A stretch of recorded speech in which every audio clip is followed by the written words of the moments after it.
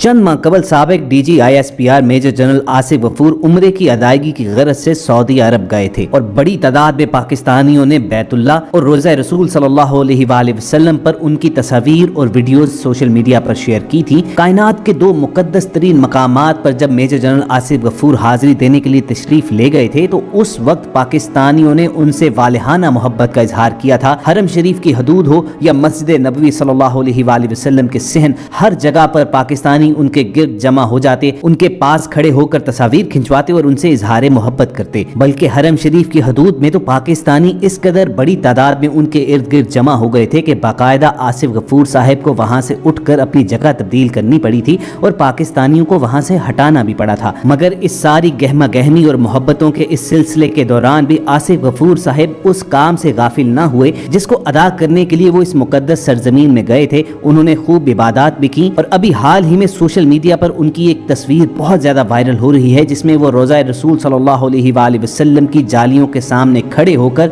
Salute करने के अंदाज में अपना खराज तहसीन पेश कर रहे हैं। अमूमन देखने में यही आता है कि हर मुसलमान जब रोज़ा रसूल सल्लल्लाहु अलैहि वसल्लम की इन जालियों के सामने खड़ा होता है तो वो नजराना दरूद पेश करता है, अपने लिए दुआएं मांगता है। मगर मेजर जनरल आसिफ गफूर साहब ने एक मुनफरिद अंदाज अपनाया और अपने प्यारे आका हजरत मोहम्मद सल्लल्लाहु अलैहि वसल्लम के साथ अपनी अकीदत का इजहार इस सल्यूट की सूरत में किया। इस सल्यूट की सिंबॉलिक सिग्निफिकेंस क्या है और मेजर जनरल आसिफ गफूर ने अपनी अकीदत के इजहार के लिए सल्यूट ही को क्यों मुंतखब किया, इस पर वॉइस डेली की आज की पहलू हैं। सबसे पहली बात तो ये है कि ये एक खालिस फौजी अंदाज में अपने आका हजरत मोहम्मद सल्लल्लाहु अलैहि वसल्लम को सलाम पेश किया गया। दूसरा पहलू ये है कि ये फौजी रिवायत है कि जब भी कोई सबॉर्डिनेट अपने सीनियर ऑफिसर के सामने पेश होता है, जब भी कोई जूनियर किसी ऐसे शख्स के सामने पेश होता है जिसके हुक्म का वो मातहत होता है तो हाथ माथे तक ले जाकर उसको सल्यूट करता है। तो ये एक कामयाब फौजी जनरल का अपने आका हजरत मोहम्मद सल्लल्लाहु अलैहि वसल्लम को सल्यूट था कि जिनके हुक्म का वो मातहत भी है। जान लीजिए कि हजरत मोहम्मद सल्लल्लाहु अलैहि वसल्लम इस्लामी तारीख के सबसे पहले